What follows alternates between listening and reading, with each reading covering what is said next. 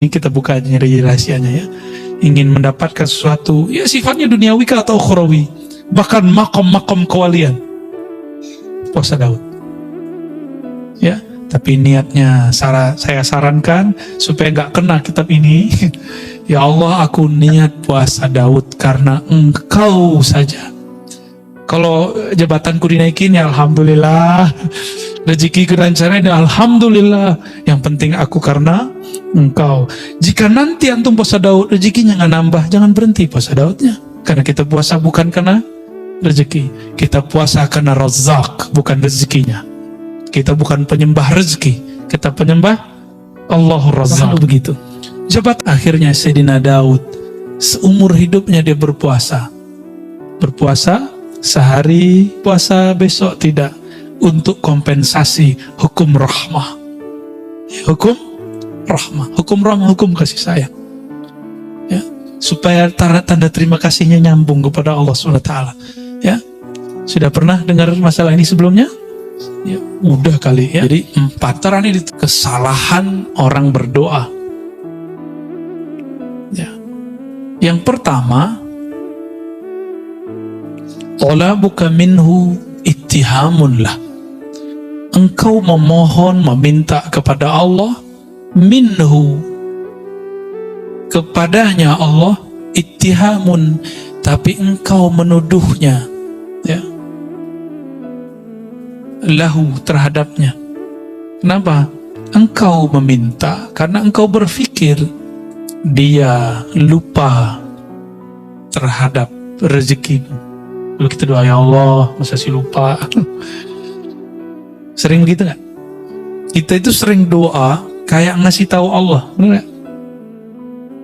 Jujur ya, kita sering doa memberitahu Allah ini yang gak benar.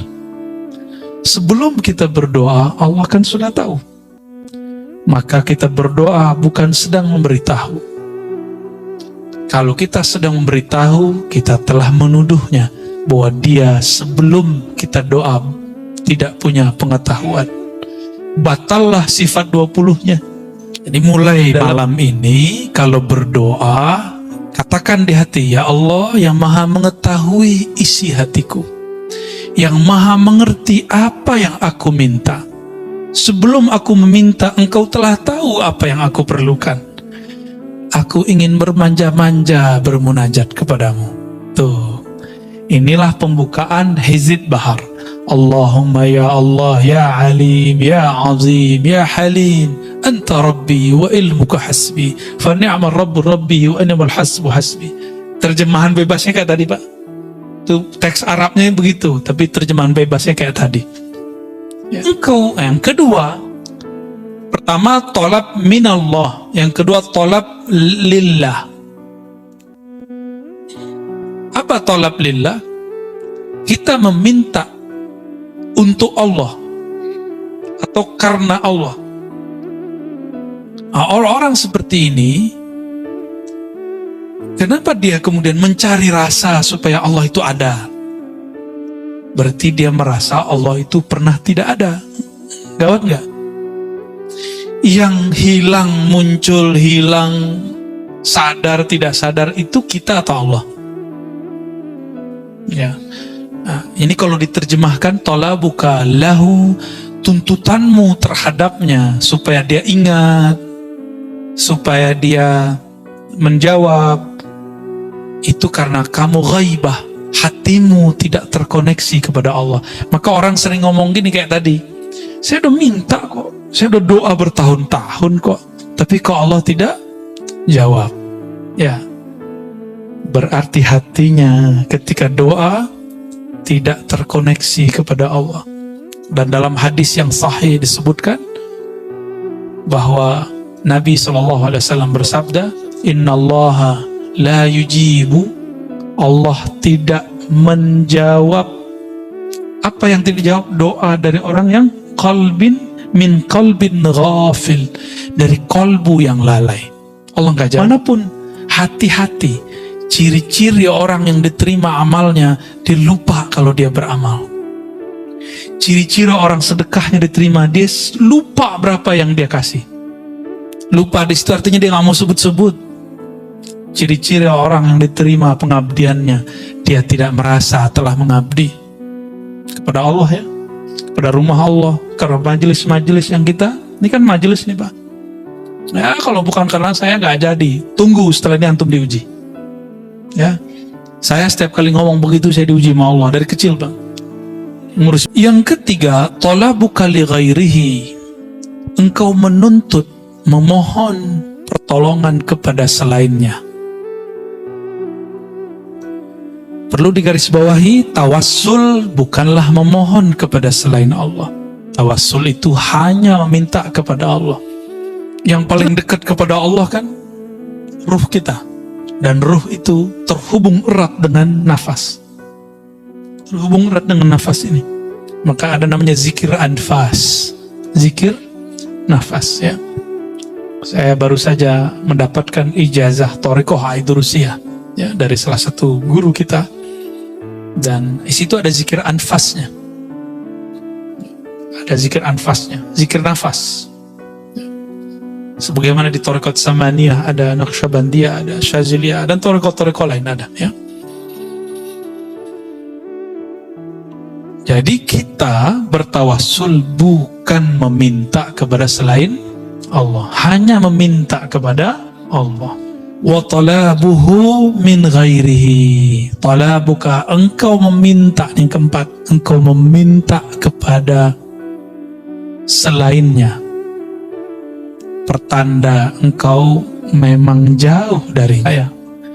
Jangankan bagian sosial media, bahkan pengalaman rohani pun gak boleh berhenti, gak boleh percaya di situ, karena di dalam batin akan ada yang memanggil, akan ada yang memberikan irsyad, petunjuk. Apa katanya? Illa wanadathu hawatiful haqiqah. Orang-orang yang mengikuti ya, was-was tadi ya, ilham-ilham al-youtubiyah, ilham-ilham al-facebookiyah dan sejenisnya, apalagi ilham-ilham nafsiyah ya, khatir, namanya khatir, masuk ke hati, masuk ke pikiran, bikin gelisah. Dan salah satu yang paling berbahaya adalah ciri-ciri dari syaitan dan nafsu jiwa, munculnya syak, itu pertama. Yang kedua, su'uzzan, buruk sangka. Yang ketiga, gelisah. Nah, turunannya nanti tengkar sama orang, berselisih sama kawan, bisa-bisa rumah tangga pecah, bisa-bisa pertemanan rusak, tengkar di sosial media. Kok coba lihat tuh, akan ada yang berseru dari dalam dirinya, hawatif. Hawatif itu bahasa Arab, hatif. Hatif sekarang orang Arab nyebutnya itu telepon atau handphone. Akan ada suara yang masuk dari ranah hakikah. Nah, berarti ada syariat, tarekat, hakikah. Hakikah ini jurusannya masuk ke dalam kolbu, ujungnya adalah ruh, ar-ruhani ya. Dan kita nggak benci kepada orang yang benci kepada kita. Nah, ini kata kuncinya ya. Kita nggak perlu benci kepada orang yang benci kepada kita. Nggak usah capek-capek Pak. Benci sama saudara, benci sama tetangga, lelah nggak? Benci sama orang banyak, capek nggak? Capek. Jadi orang-orang yang paling lelah di dunia ini orang yang benci.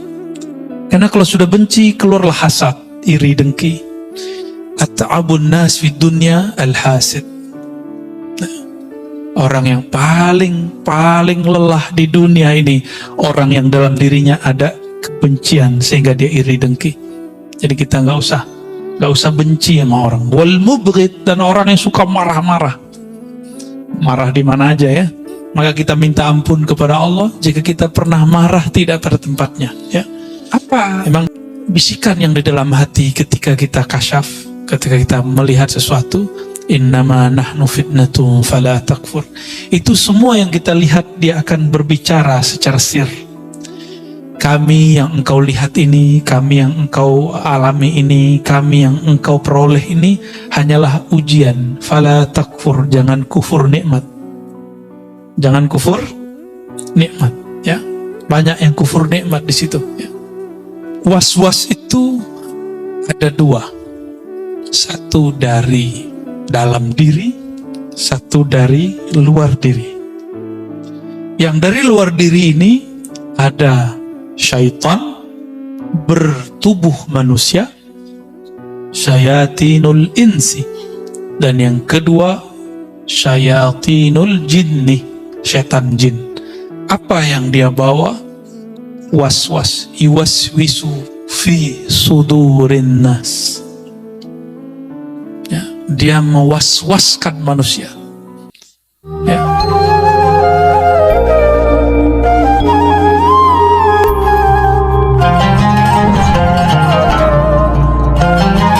Sosial media, bahkan pengalaman rohani pun nggak boleh berhenti, nggak boleh percaya di situ, karena di dalam batin akan ada yang memanggil, akan ada yang memberikan irsyad, petunjuk. Apa katanya? Illa wanadathu hawatiful haqiqah. Orang-orang yang mengikuti ya, was-was tadi, ya, ilham-ilham al-YouTubiyah, ilham-ilham al-Facebookiyah, dan sejenisnya, apalagi ilham-ilham nafsiyah, ya khatir, namanya khatir, masuk ke hati, masuk ke pikiran, bikin gelisah. Dan salah satu yang paling berbahaya adalah ciri-ciri dari syaitan dan nafsu jiwa, munculnya syak, itu pertama. Yang kedua, su'uzzan, buruk sangka. Yang ketiga, gelisah. Nah, turunannya nanti tengkar sama orang, berselisih sama kawan, bisa-bisa rumah tangga pecah, bisa-bisa pertemanan rusak, tengkar di sosial media. Coba lihat tuh, yang tengkar di komentar YouTube, yang tengkar di komentar Facebook, sama aja itu nasibnya. Ya, mau pro atau kontra, saya menyarankan jangan main di situ. Ya. Bahkan komentar diri ke dalam diri, tahu nggak komentar diri ke dalam diri? Kita ada masuk pikiran, terus kita jawab sendiri, ngomong-ngomong sendiri, pernah ngalamin? Itu aja bikin rusuh, Pak. Gimana ngomentarin yang sudah zahir? Ya, maka saya harap yang sudah ngaji hikam mulai hati-hati di bagian ini, karena ujian kalau sudah ngaji hikam pun akan lebih berat. Tapi benefit rohaninya juga lebih berkualitas.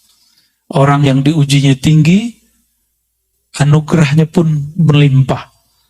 Tapi kalau mau di bawah-bawah aja, jadi akar rumput aja ya. Nggak ada angin, paling diinjek orang. Wanadathu hawatiful haqiqah. Akan ada yang berseru dari dalam dirinya. Hawatif itu bahasa Arab. Hatif. Hatif sekarang orang Arab nyebutnya itu telepon atau handphone. Akan ada suara yang masuk dari ranah hakikah. Nah, berarti ada syariat, tarekat, hakikah. Hakikah ini jurusannya masuk ke dalam kolbu. Ujungnya adalah ruh. Ar-ruhani, ya. Berarti ruh kita akan berbicara.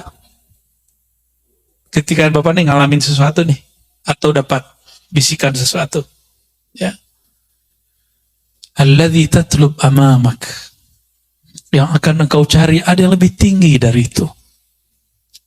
Bukan itu yang kamu cari, bukan ini tujuanmu ngaji, bukan tekar-tekar begini tujuanmu belajar tentang Islam, bukan kemudian kamu merasa paling benar tujuannya ketika kamu belajar suatu ilmu. Ini maksudnya. Dalam hati itu akan ada bisikan, Pak, pasti begitu. Coba aja. Coba antum tengkar di sosial media, tuh panas kan itu. Sholat ke bawah, ntar balas apa ya? Lagi wudhu ke bawah, hatta lagi buang air ke bawah. Saya kan pernah ngalamin, Pak. Kalau saya kan langsung di lapangan dulu, tiktokan langsung sama orang. Dulu emang hobi kita debat, ya. Tapi ketika dapat hadis Sunan Ibnu Majah mengenai bahaya berdebat, saya kemudian diberi saran oleh mursyid-mursyid saya, hindari perdebatan. Ya, hindari perdebatan. Meskipun kita merasa diri kita benar. Kan benar itu kita merasa aja, belum tentu juga benar. Benar nggak? Antum komentar-komentar kan nggak merasa benar. Belum tentu juga benar. Sahih. Al-haqqu min rabbika, kebenaran mutlak hanya milik Allah Subhanahu wa taala. Ini yang kita pegang. Ayatnya sampai lebih dari sekali itu Allah berbicara begitu. Al-haqqu min rabbika. Al-haq, kebenaran mutlak hanya milik Allah. Itulah al-haq, itu turunannya hakikah. Ya, turunannya hakikah. Merasa benar beda dengan kebenaran itu sendiri. Ya. Oh, ini dalilnya. Tidak semua orang yang berdalil pemahaman dalilnya benar. Karena dalil dan pemahaman itu dua hal yang berbeda. Masih ingat yang ngebom di Bali? Itu pakai dalil nggak? Ya, itu Samudra punya dia, karena namanya Imam Samudra. Serius Pak? Itu Imam Samudra pakai dalil dia. Semoga Allah mengampuninya. Ya. Maksud dia mungkin benar, dia berjuang untuk agama Allah. Tapi kenapa dia ngebom orang yang belum kenal Allah? Yang dibom non-muslim. Masih mending tuh, Indonesia masih mending. Ya. Mungkin sudah ada beberapa yang ngebom sesama muslim. Di tempat lain, di negara lain, orang-orang yang membuat kajian-kajian keislaman, Maulid Nabi, itu dibom. Ya, dibom. Maka perangkat-perangkat negara kita itu PR-nya besar sekali. Saya bukan PNS, bukan ASN, bukan tentara, bukan polisi. Saya santri. Ya.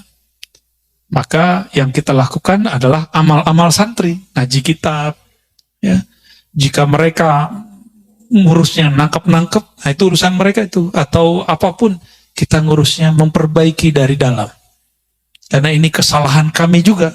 Kenapa membiarkan umat seperti ini? Ya, maka kita nggak salahkan mereka juga. Ya, kita nggak benci sama Imam Samudra, walaupun Samudra milik dia. Kita nggak benci juga sama yang mirip namanya sama saya itu ya, Amrozi. Ya, nggak ada bencian. Kita justru sedih. Kok ada ya orang mau beragama, ujungnya seperti itu. Ya.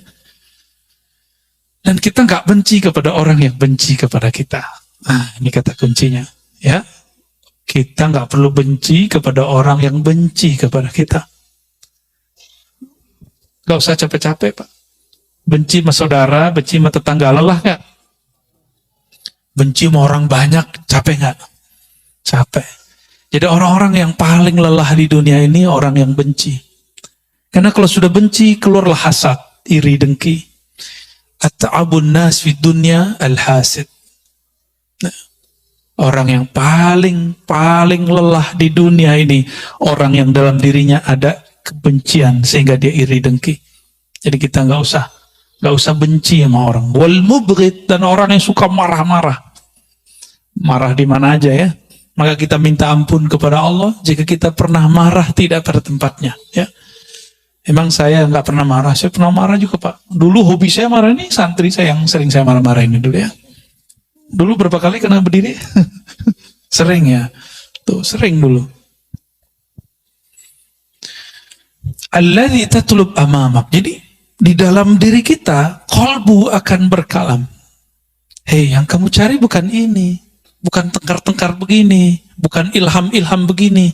Kalau yang dapat kemampuan mengobati, kamu boleh mengobati orang. Tapi tujuanmu bukan ini. Maka dia seperlunya. Ya. Orang-orang yang kemudian kasyaf, melihat aib, kebaca nih si batin orang. Bukan untuk itu. Nanti batinnya akan ngomong, tujuanmu bukan untuk mengetahui kualitas batin orang. Ya. Hal itu hanya boleh untuk seorang mursyid. Jadi hanya mursyid yang boleh dikasyafkan tentang kualitas batin seseorang. Tapi kebanyakan mursyid nggak mau juga. Karena mursyid takut jika dia mengetahui aib orang lain. Ini saya udah banyak ketemu mursyid-mursyid ahli kasyaf, itu nggak ada yang suka. Minta diangkat itu. Ya Allah, angkat ini. Dan rata-rata mursyid saya, mazhabnya mazhab husnuzon. Apa artinya? Alirannya berbaik sangka, jarang yang berburuk sangka. Wala tabarrajat zawahirul mukawwanat illa nadathu haqa'iquha. Tidaklah silau zawahir, penampakan mukawanat alam. Alam itu ada alam yang zahir, ada alam yang batin. Alam pikiran, termasuk ilmunya, ini Bapak faham sesuatu, itu udah alam. Alam pemahaman namanya. Apalagi merasakan suatu pengalaman zikir. Ya, pengalaman zikir, ada macam-macam Pak. Ada teman kita yang waktu zikir dia nggak ngerasa badannya ada. Ada yang zikir udah berkali-kali nggak ngerasa apa-apa juga ada. Ini ujian. Ketika si temannya bercerita, saya kalau zikir terasa begini. Temannya bingung, lah dia bisa ngerasa gitu, kenapa aku enggak? Ini ujian buat dia. Apakah dia zikir nanti ingin merasakan itu, atau dia zikir ingin mendapatkan ridha Allah Subhanahu wa Ta'ala? Atas dasar itulah masyayikh kita memberikan satu doa kalau mau zikir. Ilahi anta maksudi, ya Rabb, hanya engkau tujuanku, bukan pengalaman-pengalaman batin itu. Tapi bertemu engkau yang maha batin, merasa dipandang oleh engkau yang maha batin, itulah tujuanku. Jadi batin-batin yang lain gak penting Pak, udah ketemu Allah. Ya, kalau antum sudah bersama pemilik yang zahir dan batin, masih butuh gak itu? Gak perlu, maka pengalaman-pengalaman itu simpan aja lah. Ya, ini banyak yang mengalami sesuatu, gak udah saya ceritain ke orang dah. Ya, hatta gak usah ceritain ke saya lah. Ya. Saya juga punya pengalaman rohani dan saya gak banyak ceritain ke orang kok. Tapi yang penting-penting saya ceritakan. Untuk apa? Untuk tarbiyah. Bukan untuk apa-apa juga. Ya, simpan aja, tulis sendiri, jadikan diary. Dari pengalaman rohani. Nanti kalau sudah berapa lama antum dikasih petunjuk oleh Allah. Mana yang dari setan, mana yang dari halu. Ada yang halu loh Pak. Ya, serius ada yang halu. Namun kalau orang sudah mengerti bab ini, dia akan tahu ya, secepatnya, nggak lama. Ya. Nah, di sini kita harus hati-hati. Apa bisikan yang di dalam hati ketika kita kasyaf, ketika kita melihat sesuatu? Innama nahnu fitnatun fala takfur. Itu semua yang kita lihat, dia akan berbicara secara sir. Kami yang engkau lihat ini, kami yang engkau alami ini, kami yang engkau peroleh ini hanyalah ujian. Fala takfur, jangan kufur nikmat. Jangan kufur nikmat, ya. Banyak yang kufur nikmat di situ, ya. Maka di sini beliau mengatakan di syarahnya, wa ghammid aynaik an dzalik wa la taltafit ilaih wa dum ala sulukika wa sayrik.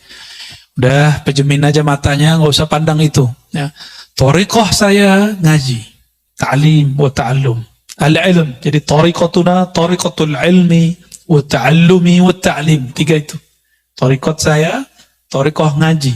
Ngaji itu ada ilmunya, ada ta'allumnya, belajarnya, ada ta'limnya. Berarti ada maklumnya, ada yang dipelajari. Maka kemana-mana kita sering bawa kitab. Ini bukan gagah-gagahan. Tapi kita nggak mau ngulangin hal-hal yang nggak perlu diulang. Dan saya ingin berbagi kepada masyarakat, terutama yang minat kepada kajian keislaman, apa yang kami baca di pesantren, minimal Bapak Ibu juga dengar. Dan asik ya. Walaupun nggak bisa baca kitab, gimana? Seneng nggak? Ya, merasa ada sihir nggak? Karena udah ada yang bilang saya menyihir. Ya. Alhamdulillah. Sejak kapan saya belajar sihir Pak? Ya.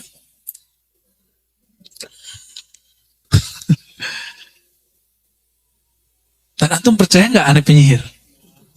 Hah? Percaya nggak? Mana ada penyihir sholawatan gitu? Percaya nggak kalau saya liberal? Mana ada orang liberal ngajar kitab Aqidatul Awam? Ada. Mana ada orang liberal, orang plural ngajar, ya ngajar kitab Tohawi, ya. Gimana sarungan? Nggak ada.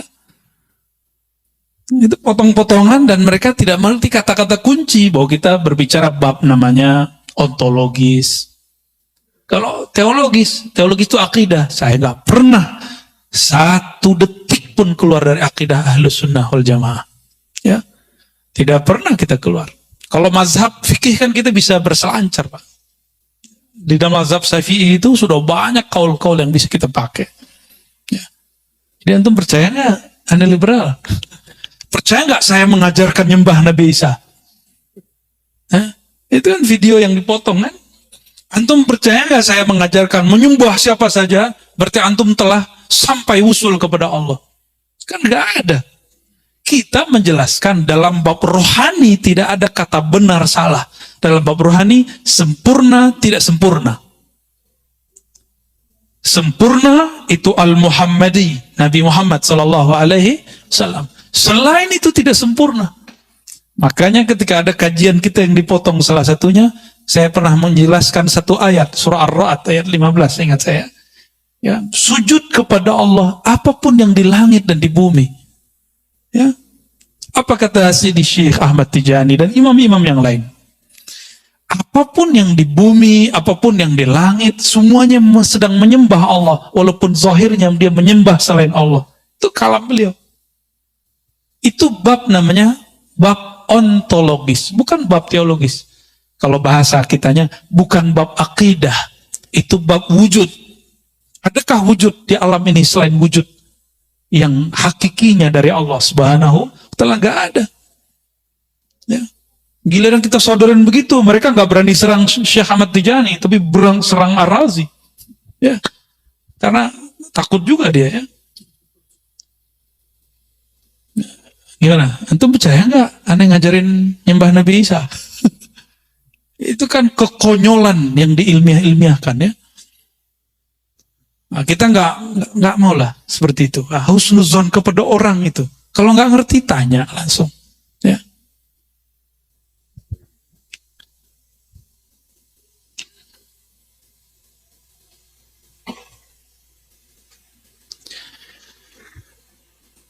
Was-was itu ada dua. Satu dari dalam diri, satu dari luar diri. Yang dari luar diri ini ada syaitan bertubuh manusia, syayatinul insi. Dan yang kedua, syayatinul jinni, setan jin. Apa yang dia bawa? Was-was, iwaswisu fi sudurin nas. Ya, dia mewaswaskan manusia. Ya, yang saya menghimbau siapapun, tolong jangan terlibat perdebatan, pertengkaran yang ada di sosial media, karena itu akan membawa was-was. Unfriend aja ya. Saya pernah menyampaikan dalam kajian Mukhtasar Ihya, imam kita Imam Syafi'i. Ini mazhab Syafi'i bukan? Ya, untuk mazhab yang lain juga boleh, nggak apa-apa. Tapi ini imam kita ya, imam kita semua. Imam Syafi'i pergi ke pasar ya. Nyampe di pasar, ada orang ngomong menghina-hina, kata-kata kasar. Ya. Di belakangnya ada murid beliau, santri beliau namanya Al-Buwaiti. Kita sekarang nyebutnya Imam Al-Buwaiti. Apa kata Imam Syafi'i? Tutup telingamu, jangan dengarkan sampah-sampah. Karena ini semua adalah sampah yang akan membuat bau pendengaranmu, akan mengotori pandanganmu. Ternyata manhaj ini dipakai oleh gurunya Imam Abul Hasan Al-Asy'ari, namanya Abul Hasan juga ya. Imam Abul Hasan yang ini, beliau mengatakan ketika 3 muridnya datang, apa kata beliau Abul Hasan ini? Kalian tidak usah memandang wajahku. Jadi belajarnya di belakang tirai. Karena kalian baru saja melewati pasar, di pasar mata kalian baru saja dikotori. Kalau kita kan bilang cuci mata. Kalau beliau bilang enggak, kalian habis ngotorin mata. Nanti kotorannya nyebar ke saya. Jadi ternyata beliau ini kasyaf. Karena kasyaf Allah bukakan pintu rohaninya. Jika dia memandang mata, dia tahu antum habis kalian nonton bokep, itu dia tahu. Ya, habis ngeliatin aurat orang, habis buka status yang nggak benar, habis tengkar di Facebook, itu dia tahu. Kalau zaman sekarang ya, kalau dulu seperti itu. Maka dia nggak berani lihat, dia khawatir membaca aib orang lain. Tuh. Ada Al-Baqillani, ada imam-imam Isfaraini, ya. Ada Fawraq, ya. Banyak sekali. Itu yang tiga itu saksi bahwa gurunya wali-wali Allah kasyaf. Ya. Nah, ini kasyaf ini terjadi di beliau dan Allah tidak angkat. Karena Allah tidak angkat, maka dia tutup. Dia lebih baik tidak melihat mata seseorang. Coba kalau kita buka atu-atu kan gawat, Pak. Ya. Di mata saya juga udah banyak maksiatnya.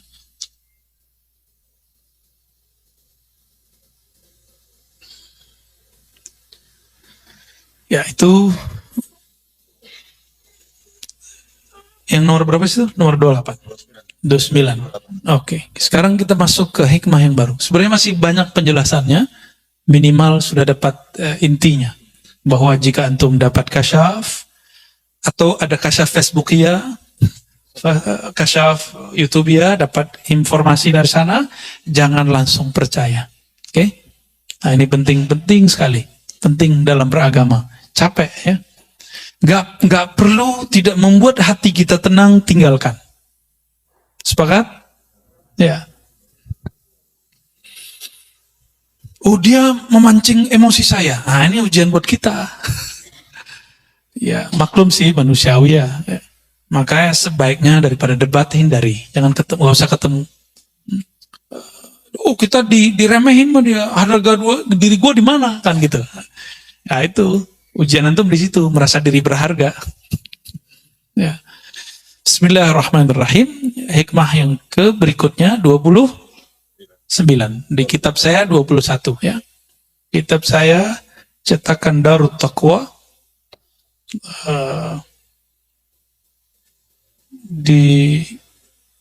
ditahqiq oleh Syekh Syurfawi. Ya, ini masih muda, Syekh Anas Syurfawi. Beliau juga ahli akidah, juga sufi. Masih muda, umurannya di atas saya dikit. Ahli hadis. Ya, ahli hadis juga, ahli akidah. Pernah di Indonesia beberapa lama. Semoga beliau dirahmati oleh Allah SWT. Talabuka minhu ittihamun lahu wa talabuka lahu ghaibatun minka anhu wa talabuka li ghairihi liqillati hayaika minhu wa talabuka min ghairihi liwujudi bu'dika anhu.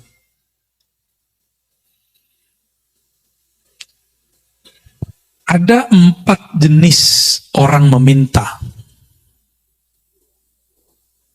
Dan 4-empatnya itu bermasalah. Jadi 4 kesalahan orang berdoa. Ya. Yang pertama, talabuka minhu ittihamun lah. Engkau memohon, meminta kepada Allah, minhu, kepadanya Allah, ittihamun, tapi engkau menuduhnya, ya, lahu, terhadapnya. Kenapa? Engkau meminta karena engkau berpikir dia lupa terhadap rezekimu. Lalu kita doa, ya Allah, masa sih lupa? Sering begitu nggak? Kita itu sering doa kayak ngasih tahu Allah, benar nggak? Jujur ya, kita sering doa memberitahu Allah. Ini yang nggak benar. Sebelum kita berdoa, Allah kan sudah tahu. Maka kita berdoa bukan sedang memberitahu. Kalau kita sedang memberitahu, kita telah menuduhnya bahwa dia sebelum kita doa tidak punya pengetahuan. Batallah sifat 20-nya. Dalam akidah Ahlussunnah, Allah bersifat ilmun alim, punya ilmu. Ilmunya tidak didahului oleh khabar dan sebab atau kejadian. Ada 3, sabar, khabar, berita, atau kejadian. Kalau ilmu saya itu didahului dengan itu. Sabab itu bisa jadi ngaji, saya belajar dulu, khabar dikhabari orang, atau kejadian hadisatun terjadi dulu baru faham. Ya nggak, benar nggak? Kita husnuzon nih sama seseorang, ternyata maksud dia nggak baik. Ya, dan itu sering, Pak. Sering. Ya, saya nggak tahu, dan saya berdoa untuk nggak perlu tahu isi hati antum yang hadir ini. Saya husnuzon saja. Mungkin ada yang niatnya tulus, ada yang niatnya coba-coba. Coba dulu kalau asik dengerin. Terusin, kalau enggak, ada yang pengen cari bahan untuk dipotong-potong, terserah antum ya. Allah tidak pernah tidur, dan Allah lebih dahulu tahu. Sebenarnya sisi kisah dikasih tahu.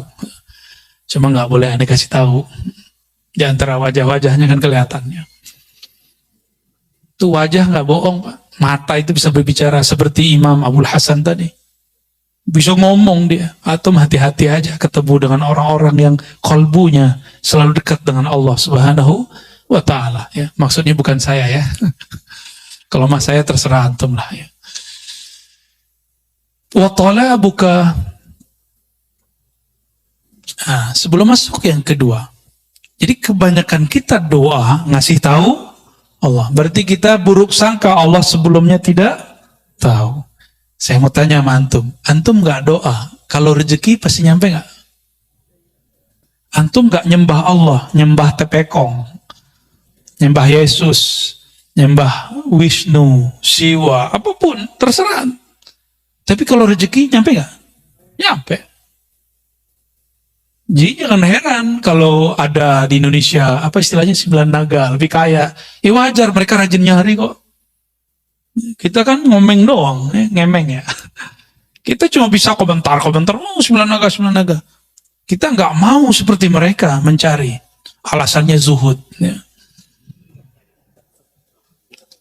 Islam itu, 2 rukunnya, itu mesti pakai duit, Pak. Pakai harta. Syahadat aman, ya, penting air putih beres. Sholat, ya, uduk beres lah.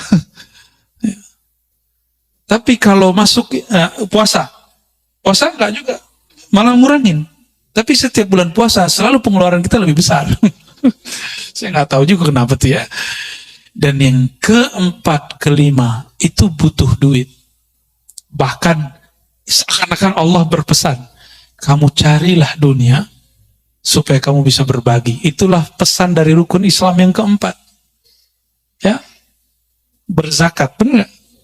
Coba antum kalau nggak nyari duit gimana? Bisa berbagi nggak? Tapi ada tauhid di situ. Wa mimma razaqnahum yunfikun. Nahnu narzuquka. Kamilah yang menghantarkan rezeki kepadamu. Zahirnya pekerjaan, zahirnya dapat hadiah, zahirnya dapat gaji, zahirnya dapat untung dan segala macamnya. Batinnya Allah lah yang menyampaikan. Karena tidak ada di alam ini kecuali imma fi'lullah wa imma sifatullah wa imma ismullah. Di alam ini cuma nama, sifat, perbuatan Allah. Itu aja yang kita lihat. Ya. Jadi mulai malam ini kalau berdoa, katakan di hati, ya Allah yang maha mengetahui isi hatiku, yang maha mengerti apa yang aku minta. Sebelum aku meminta, engkau telah tahu apa yang aku perlukan. Aku ingin bermanja-manja bermunajat kepadamu. Tuh, inilah pembukaan Hizib Bahar. Allahumma ya Allah, ya Alim, ya Azim, ya Halim, Anta Rabbi wa ilmuka hasbi, fa ni'mal Rabbu Rabbi wa ni'mal hasbu hasbi. Terjemahan bebasnya kayak tadi, Pak. Itu teks Arabnya begitu, tapi terjemahan bebasnya kayak tadi. Ya. Saya sudah lama doa, Tat. Belum dikabulkan. Nah, berarti antum nuduh Allah nggak denger, atau nuduh Allah lupa. Kayak proposal aja.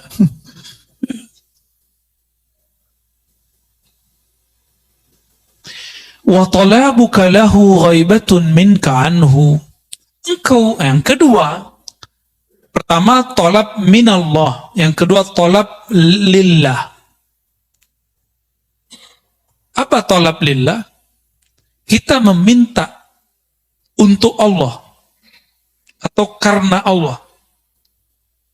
Nah, orang-orang seperti ini, kenapa dia kemudian mencari rasa supaya Allah itu ada? Berarti dia merasa Allah itu pernah tidak ada. Gawat nggak? Yang hilang, muncul, hilang, sadar, tidak sadar, itu kita atau Allah? Ya. Nah, ini kalau diterjemahkan, talabuka lahu, tuntutanmu terhadapnya, supaya dia ingat, supaya dia menjawab, itu karena kamu ghaibah, hatimu tidak terkoneksi kepada Allah. Maka orang sering ngomong gini kayak tadi, saya udah minta kok, saya udah doa bertahun-tahun kok, tapi kok Allah tidak jawab. Ya, berarti hatinya ketika doa tidak terkoneksi kepada Allah. Dan dalam hadis yang sahih disebutkan bahwa Nabi SAW bersabda, Innallaha la yujibu, Allah tidak menjawab. Apa yang tidak dijawab? Doa dari orang yang min qalbin ghafil, dari kolbu yang lalai. Allah nggak jawab. Ya, contohnya seperti ini. Saya nih, anggap saja saya direktur, ya. Oke, nih kita khayal-khayalan. Nih lagi halu nih, ya. Bapak datang, Bapak GM saya, ya, bawa proposal. Keren kan? Bawa proposal. Udah 3 hari, saya nggak approve. Boleh nggak ngeyel, Pak? Direktur, gue udah ngasih 3 hari, lo kok lupa? Boleh nggak gitu? Pecat besok langsung ya. Hari itu saya pecat langsung. Tapi Allah itu maha baik, Pak. Kita nggak pernah pecat dari seorang hamba. Ya, paling turun-turun dikit. Ya, palingnya itu masalahnya, Pak. Nggak usah ke Allah, ke manusia aja nggak boleh begitu. Maka Allah tersinggung jika ada seorang hamba mengatakan, aku telah berdoa, tapi dia belum kunjung menjawab. Ya, saya udah sholat bertahun-tahun kok, tapi Allah nggak jawab juga. Sama, antum khidmah di masjid nih, tiba-tiba pengurus ganti, kurang dihargai. Ngomong, saya ini udah banyak berkorban di sini. Kalau nggak ada saya, masjid ini nggak jadi. Itu ditolak langsung itu di sisi Allah. Saya sudah ketemu orang begini bertahun-tahun dan banyak. Bisa jadi di majelis, bisa jadi dimanapun. Hati-hati, ciri-ciri orang yang diterima amalnya, dia lupa kalau dia beramal. Ciri-ciri orang sedekahnya diterima, dia lupa berapa yang dia kasih. Lupa di situ artinya dia nggak mau sebut-sebut. Ciri-ciri orang yang diterima pengabdiannya, dia tidak merasa telah mengabdi kepada Allah, ya, kepada rumah Allah, karena majelis-majelis yang kita, ini kan majelis nih, Pak. Ya, kalau bukan karena saya nggak jadi. Tunggu setelah ini antum diuji. Ya, saya setiap kali ngomong begitu saya diuji sama Allah dari kecil, Pak. Umur 9 tahun kita menghidupkan surau, kan? Surau dulu kita nginepnya di surau. Tapi tradisi itu sudah nggak ada. Umur 9 tahun kelas 4 SD saya jadi Bilal. Untungnya guru di sekolah sangat mendukung. Jadi kalau pagi-pagi absen dulu, siapa yang nggak sholat pagi ini, sholat subuh. Akhirnya subuh masjid tuh ramai. Kita nginep di masjid, nginep di surau. Ya, sayangnya guru kita sudah sepuh, tidak siap lagi mengajar. Ya, sudah nggak sanggup mengajar. Tapi kita punya kenangan dulu nginep di surau, ramai itu. 1 shaf, 2 shaf. Terbersitlah di hati, ada was-was. Kalau nggak karena kamu, nggak rame di masjid, nggak rame di surau. Besok Bilal saya diganti. Gila. Sana kan kalau nyebut L di belakang hilang, Pak. Bilal itu Bila. Dulu Bila. Panggilan saya Bila dulu, Pak. Bilal, ya. L-nya hilang. B-nya ganti pakai G. Gila. Habis ngomong begitu. Ya.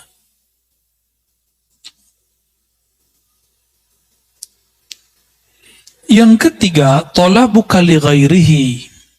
Engkau menuntut, memohon pertolongan kepada selainnya. Perlu digarisbawahi, tawassul bukanlah memohon kepada selain Allah. Tawassul itu hanya meminta kepada Allah. Terus kenapa perlu menyebut nama guru-guru? Karena Imam Abul Hasan Syazili, sebagaimana dikutip oleh Imam Al-Buni, Al-Ismul A'zam Nama Allah yang agung itu banyak. Salah satunya ada gudangnya. Siapakah gudangnya? Gudangnya adalah waliyun min awliyaillah. Wali-wali Allah Subhanahu wa ta'ala. Wali-wali Allah itu hati-hati, kalamnya itu dia berkalam itu dengan kolbunya. Jika dia berdoa, doanya terdengar sampai ke langit sana. Ya. Kenapa? Karena dia berdoa, nafasnya selalu ingat kepada Allah Subhanahu wa ta'ala. Ya. Yang paling dekat kepada Allah kan ruh kita. Dan ruh itu terhubung erat dengan nafas. Terhubung erat dengan nafas ini. Maka ada namanya zikir anfas. Zikir nafas, ya. Saya baru saja mendapatkan ijazah Thariqah Aidurusiyah, ya, dari salah satu guru kita. Dan di situ ada zikir anfasnya. Ada zikir anfasnya, zikir nafas. Ya. Sebagaimana di Thariqat Samaniyah ada Naqsyabandiyah, ada Syaziliyah, dan Thariqat-Thariqat lain ada, ya.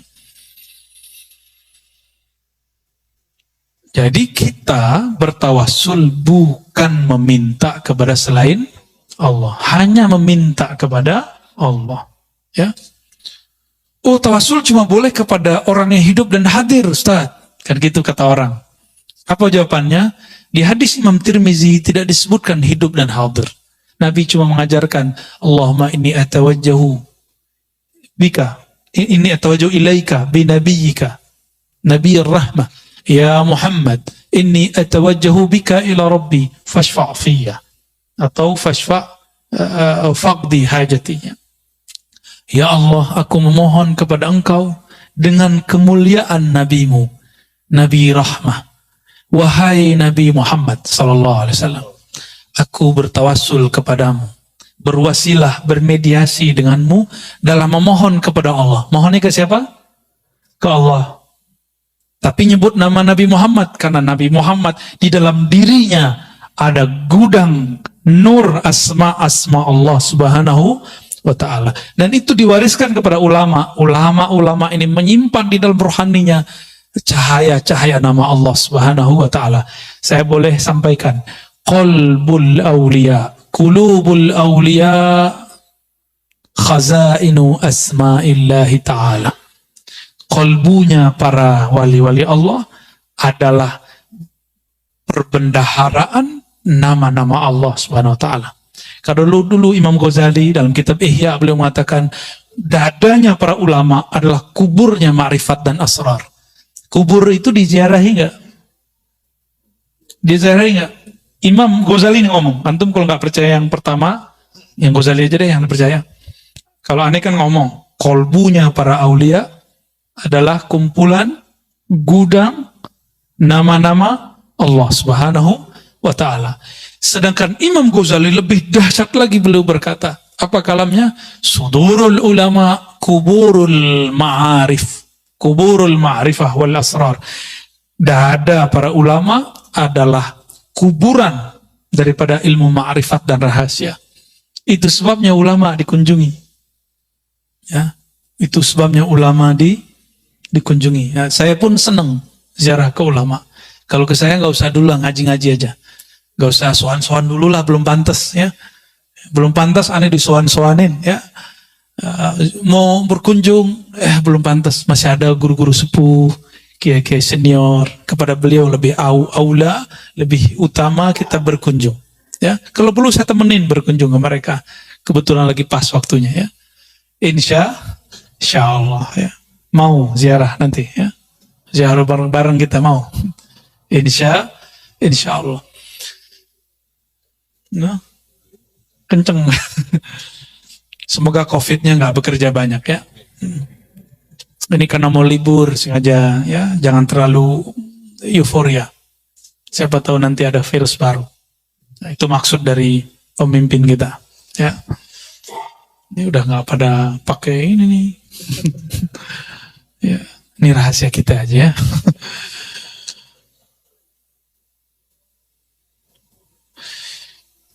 Engkau memohon kepada selainnya likillati hayaika minhu, karena engkau tidak tahu malu. Gak tahu malu, udah tahu semuanya dikasih oleh Allah. Udah tahu bahwa satu helai rambut pun Allah yang menumbuhkan. Sudah sadar bahwa kita ini baiknya karena Allah yang membaikkan. Masih aja minta kepada selain Allah. Biasanya meminta kepada selain Allah ini terjadi pada orang kepepet. Jadi ilmu kepepet ini ada baik ada buruknya.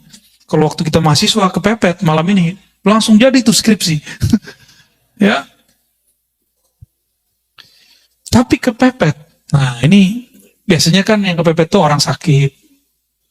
Kalau sakit datang ke dukun tuh.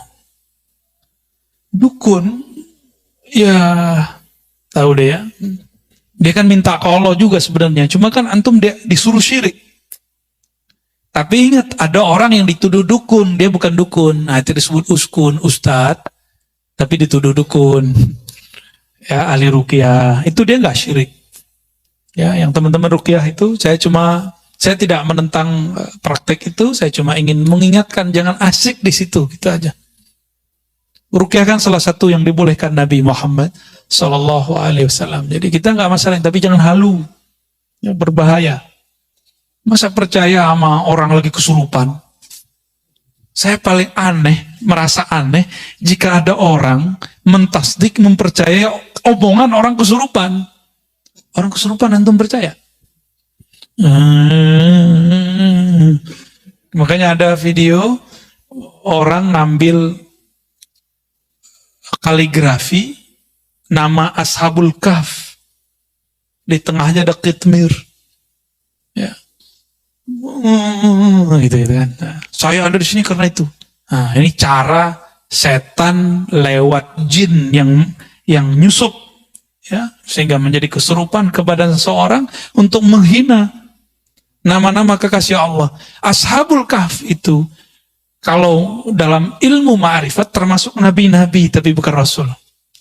Karena sebelum Nabi Muhammad SAW, nah wali itu nabi. Sebelum Nabi Muhammad, semua wali-wali Allah yang dapat nubuat, ya, dapat kabar ilham itu pasti wali. Kecuali orang-orang soleh, ya. Ada wali-wali yang khusus lah. Kalau wali amnya nggak masuk, ya, wali amnya nggak masuk nabi. Tapi kayak mereka Ashabul Kahf, sebagaimana disebutkan dalam kitab Tazkirah, Ashabul Kahf itu nanti akan muncul kembali. Itu nggak tahu gimana ceritanya. Akan muncul kembali nanti di saat Nabi Isa berjuang melawan Ya'juj dan Ma'juj. Nanti keluar lagi, Pak. Berarti dia lagi tidur lagi sekarang. Wallahu a'lam. Ya, hanya Allah yang tahu nasib mereka hari ini. Saya pernah ke tempat yang disebut Gua Kahfi yang ada di Yordan. Besar kemungkinan memang di sana. Ya, kita ditutup oleh Allah, kita nggak bisa ngelihat di belakang rahasianya apa, kita nggak tahu. Ya, tapi kalau berdasarkan riwayat yang ada, mereka muncul lagi. Baik. Ada kepepet kedua, orang yang sudah mentok biasanya jabatannya, posisinya, biasanya ini pejabat-pejabat nih, hati-hati. Ya, pejabat-pejabat, nggak tahu, kelas menteri mungkinnya dia ada. Cari backup ke siapa? Ya, direktur-direktur yang sudah kesohor tuh, ya, udah mentok dia, udah bingung. Nah, cari backup, mau cari backup ulama, terjebaknya kepada dukun yang berbaju ulama. Ada ulama dituduh dukun, nggak dideketin. Ada dukun berbaju ulama dideketin. Ini banyak terjadi. Ya, udah banyak. Saya agak sedih melihat fenomena ini. Ya. Kalau mereka menghebat, mereka aja jadi direktur, ya. Mereka aja jadi orang hebat. Kenapa mereka kemudian kita mintai? Jangan marah, ya. Yang praktek jangan marah. Ya, kita harus edukasi masyarakat lah.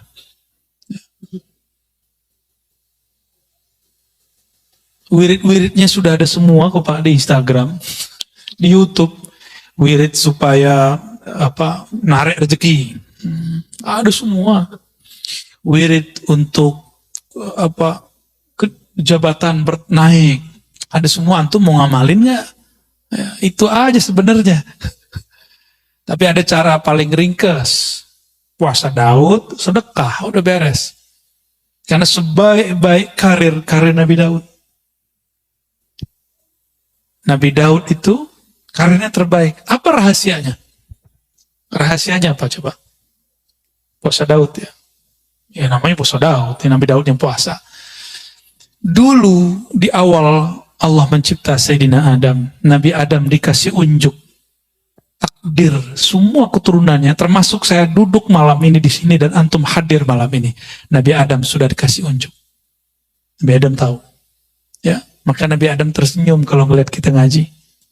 Alhamdulillah. Nabi Adam melihat di antara takdir itu ada yang unik. Yang unik apakah itu?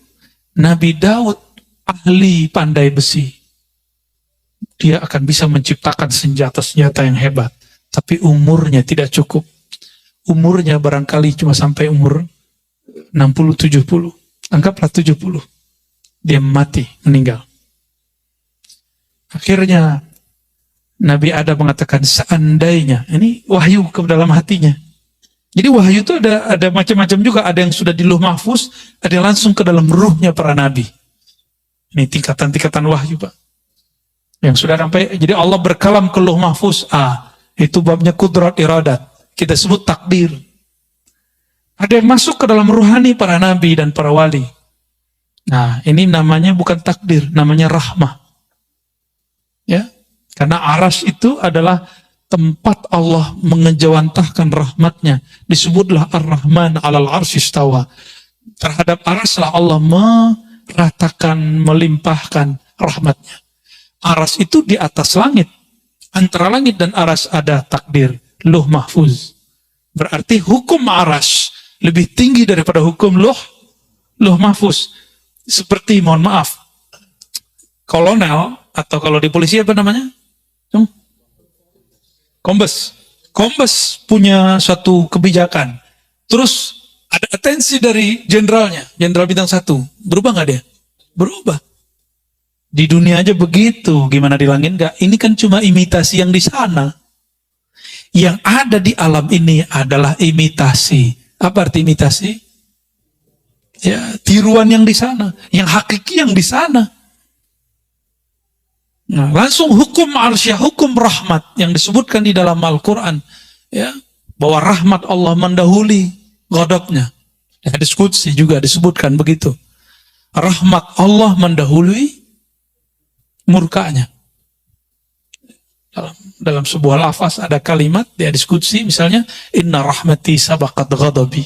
Sesungguhnya rahmatku mengalahkan, mendahului ghadabku. Ghadab itu hukum Lauh Mahfuz, murka. Sedangkan rahmat hukum arsyiyah. Berarti ada ilmunya kan? Ini bukan buatan Ar-Razi, bukan akidah baru. Ada dalilnya semua. Kita nggak mungkin keluar kalam sesuatu tanpa ada dalil, ya, nggak mungkin ya. Saya membawa bid'ah kalau mengatakan itu. Sayyidina Adam alaihissalam kemudian mengatakan, ya Rabb, ini kan bisa diilhami, berikanlah 30 tahun umurku, anugerahi untuk anakku. Nah, gitu sayangnya sang ayah Abul Bashar, bapaknya manusia, kepada keturunannya. Benar gak sayang sama anak? Kita ngeliat anak kita sakit, apa kita ngomong, ya Allah, kalau kau mau ambil saya aja. Kira-kira begitu. Ya, ini kok ada ya orang ngomong, ya, terhadap orang yang pernah belajar sama dia, ente murtad, ente kafir, kan aneh kan?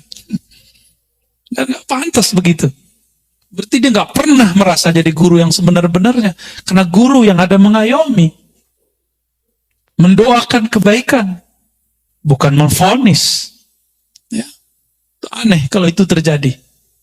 Seorang Abul Bashar, karena guru itu Abul Ilm, Abul Talamiz, Abul Muridin. Guru itu adalah ayahandanya seorang murid. Nabiullah Adam alaihissalam mengatakan, ya Allah, berikanlah 30, nyawanya dikasih.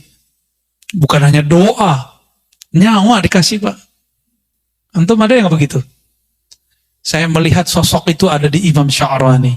Imam Sya'rani ketika melihat Ada jamaahnya, muridnya sakit, dikatakan, ya Allah, daripada dia yang sakit, saya aja yang sakit.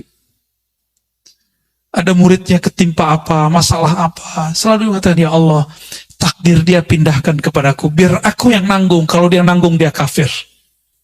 Dia putus asa kepada rahmatmu. Dan saya ketemu beberapa wali-wali begitu di negeri ini. Di negeri ini, Pak. Makanya alhamdulillah negeri kita masih ada yang nanggung maksiat kita. Masih ada yang nanggung bala bencana yang disebabkan oleh salahnya kita. Masih ada. Antum bersyukurlah. Ya, jangan suzon lagi kepada orang-orang. Ya, tidak ada orang dimasyhurkan sebagai wali kecuali Allah mengizinkan dia memang seorang wali. Ya, walaupun nanti ada yang menentangnya.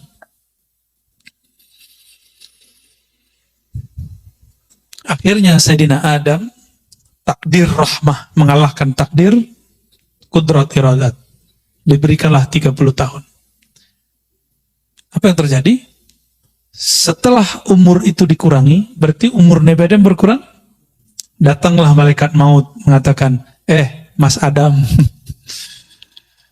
sekarang saya datang mau menjemputmu. Mau jemput gimana nih? Kan jatuh gue masih ada 30 tahun lagi, kira-kira begitu. Loh, kan bukannya dikasih sama anakmu, udah dipindahin, di Lauh Mahfuz sudah diganti. Oh, nggak bisa, saya lupa, nggak ada saya ngomong begitu.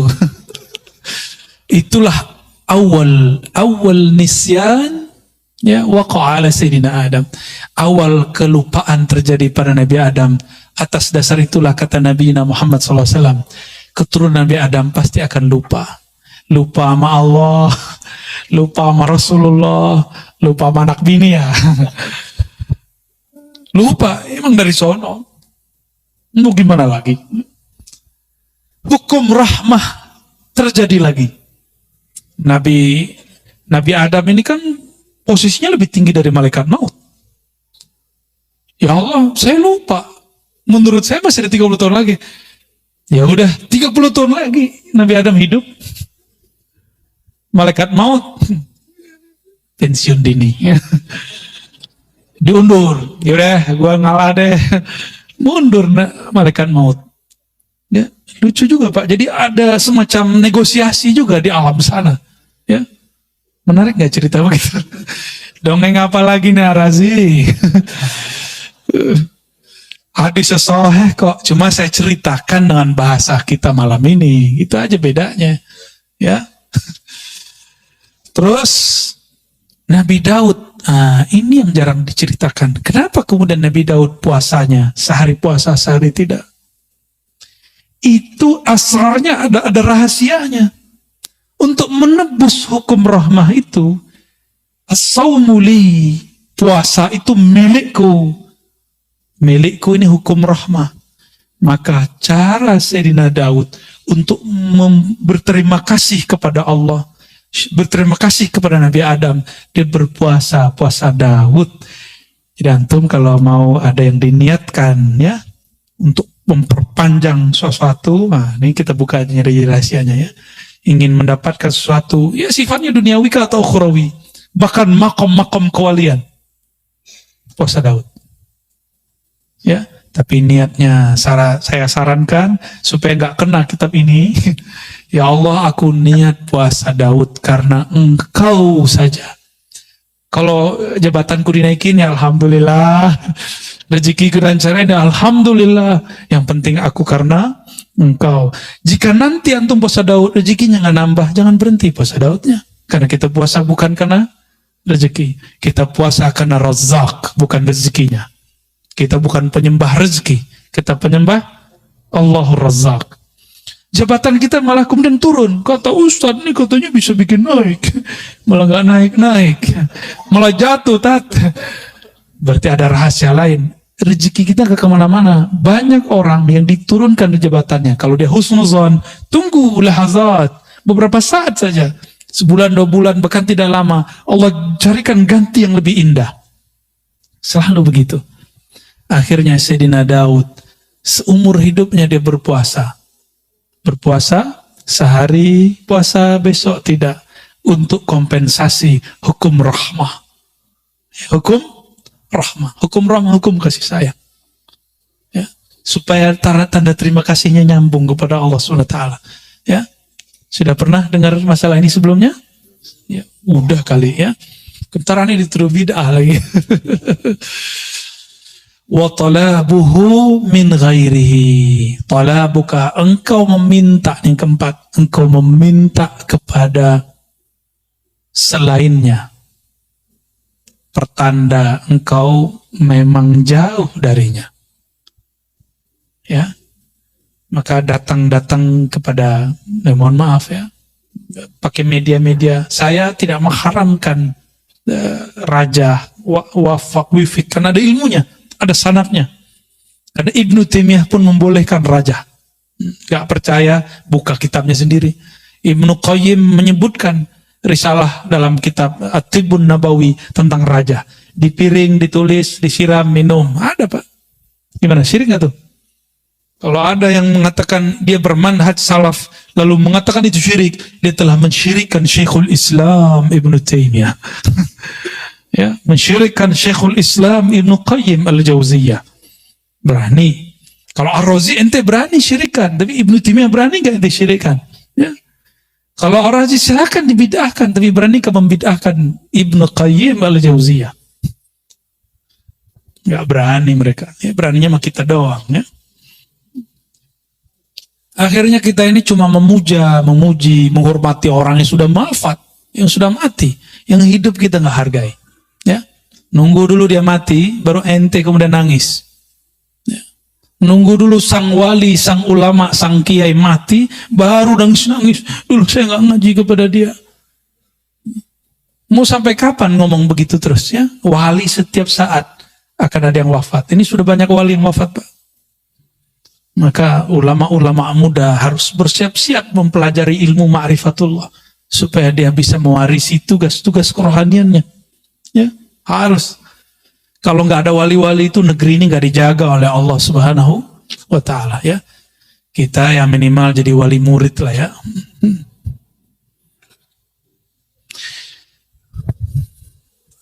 Kenapa orang gelisah? Tahu kenapa orang gelisah? Karena jauh dari Allah Subhanahu. Tapi Allah pernah jauh nggak dari manusia? Allah nggak pernah jauh. Berarti jauh itu ada pada rasa dan pengetahuan. Karena pengetahuannya tidak ada tentang Allah, maka rasanya tidak dekat kepada Allah. Pengetahuan itu bahasa Arabnya ma'arifah. Kumpulannya disebut ilmu. Ya. Jika diamalkan muncullah rasa. Jadi apa yang disebut rasa? Zauq. Zauq itu adalah natijatul amal bil ilm. Buah dari mengamalkan satu ilmu muncullah rasa. Sudah tahu sholawat itu wajib. Bahkan sebelum ada hukum sholat, sholawat sudah wajib. Ya kan kita dipotong juga tuh sama orang. Suek juga tuh orang ya. Apa jadi potong?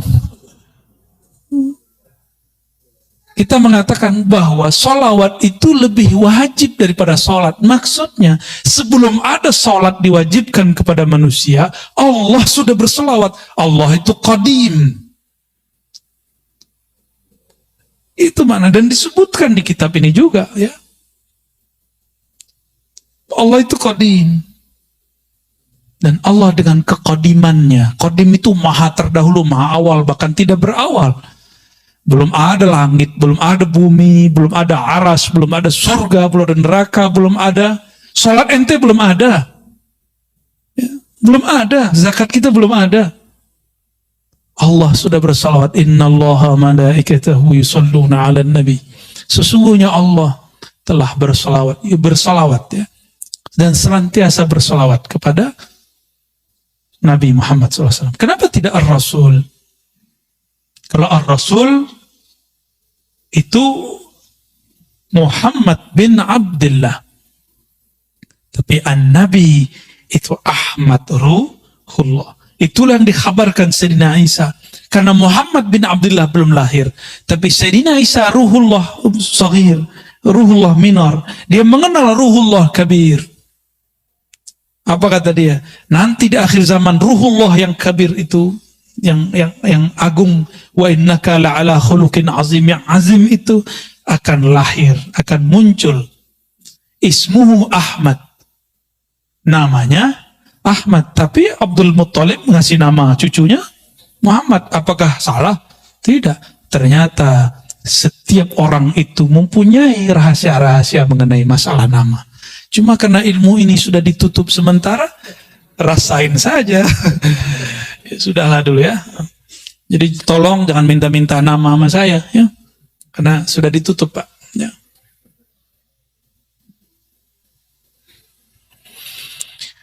Kalau udah kenal sama Allah, kalau kenal seseorang, udah kenal nih, orang tua kenal sama anaknya, anaknya nggak perlu minta, orang tua kirim nggak? Keperluan anaknya, perlu? Ya. Anak-anak nggak perlu ngasih tahu SPP Pak, langsung bayar. Jajan harian Pak, nggak perlu ngomong, langsung dikirim. Itu baru kenal kepada ayah, kenal kepada anak. Kira-kira menurut antum lebih dekat Allah kepada hamba atau orang tua kepada anaknya? Ke orang-orang yang mengenal Allah, dia malu berdoa dengan cara yang 4 tadi. Dia pun kalau berdoa, doanya doa manja. Doanya doa manja. Ya seperti anak kita tiba-tiba nelfon nangis, Pak. Gak ada jajan. Padahal jajannya udah ada. Cuma habis duluan. Seperti itu. Karena dia bermanja-manja. Sekedar ingin melepas rindunya kepada orang tuanya. Seperti itu lebih kurang.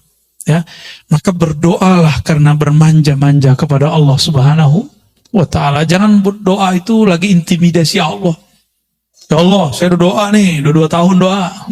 Masih jomblo aja. Ya Allah, ya Allah. Allahumma sholli ala Sayyidina Muhammad. Maka pensyarahnya Imam Ibnu Abbad, beliau mengatakan, فَالطَّلَبْ كُلُّهُ عِنْدَ الْمُوحِدِينَ الْعَارِفِينَ مَعْلُولٌ. Meminta dengan cara intimidasi, dengan suuzon kepada Allah, itu pertanda bahwa ada cacat di dalam dirimu. Bahwa engkau belum betul-betul mengenal Allah Subhanahu wa ta'ala. Kita memohon kepada Allah berkah kajian ini, berkah Nabi SAW dan para wali Allah, khususnya Sayyidina Abil Hasan Syazili, Abul Abbas Al-Mursi dan Ibn Athaillah Sekandari. Semoga Allah menganugerahkan anugerah ma'rifat dalam rohani kita. Amin ya rabbal alamin. Wassallallahu ala nabiyina Muhammad. Untuk teman-teman yang